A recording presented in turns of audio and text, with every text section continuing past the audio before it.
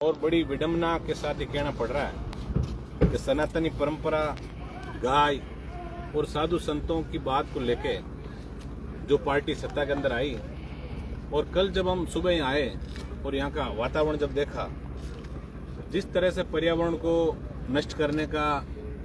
साधु संतों की भावनाओं को आहत करने का और राष्ट्रीय पक्षी मोर सहित तमाम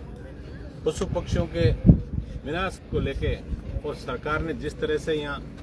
रिको इंडस्ट्रियल एरिया विकसित करने का जो प्लान जो बनाया है, मैं आपको इस प्रदेश के लोगों को थोड़ा, और विशेषकर युवा साथियों, कि अब आपको जगने की बहुत बड़ी आवश्यकता है। आज आप देखिए, यदि संत, हमारा धर्म, हमारी सनातनी परंपरा, हमारे पर्यावरण और हमारे आदर्श, यदि ये चीजें नहीं बची तो मेरे हिसाब से राजस्थान खोखला हो जाएगा। ये निश्चित रूप से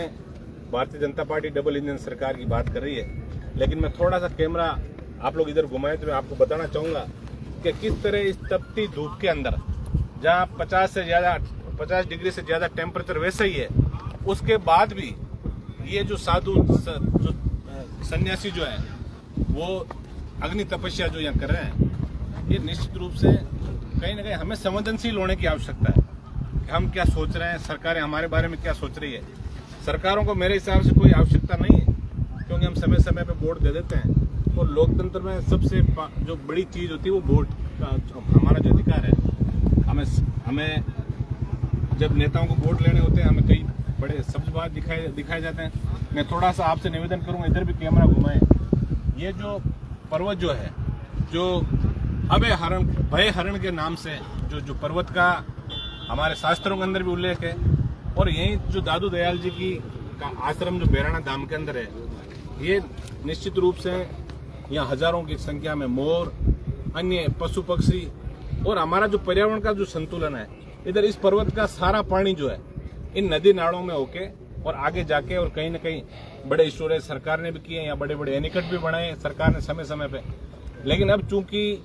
मैंने कल से कुछ कागजों का भी अध्ययन किया, कुछ राजस्व रिकॉर्डों को हमने देखा, तो उसके अंदर एक चीज निकल के आई कि बड़े नेताओं की जमीनें यहाँ बहुत बड़ी तादाद में उन लोगों ने खरीद रखी है सस्ते में। कई सरकारों से अलॉटमेंट कराए, कई फर्जी अलॉटमेंट भी कराए, और अपनी जमीनों को विकसित करने के लिए, और रिको के साथ साथ यहाँ जो मंत्रियों की और जो नेताओं की जमीनें हैं, उनको ये 5 स्टार होटल टाइप में डेवलप करके और बड़ा पैसा कमाने की फिराक में ये लोग हैं। ये मिट्टी भी सड़क बनाने के लिए बाहर से लेकर आए, तो इतना बड़ा खर्चा करने की बजाय तो यदि इतने पैसों में तो सरकार और कहीं भी रिको इंडस्ट्रियल एरिया डेवलप कर सकती थी। और हम विकास के खिलाफ नहीं, लेकिन ये कागज कह रहा राजस्थान का कि पिछले रिको बने, चाहे हम जिस विधानसभा से चुन के आए, क्यूसर विधानसभा के अंदर क्यूसर में भी रिको बनाया, लेकिन 1 इंच जमीन पे भी कोई फैक्ट्री नहीं लगी। आज प्रदेश के अंदर मैंने कल ही आंकड़े जुटाए, रिको की जो जमीन है, रिको ने जो उद्योगों के लिए जमीन चिन्हित करके जो रिको के इंडस्ट्रियल एरिया जो विकसित किए, उसके अंदर करीबन 65% जमीनें आज भी खाली पड़ी है। तो सरकार की मंशा सिर्फ इतनी है, क्योंकि किसान को बर्बाद करना,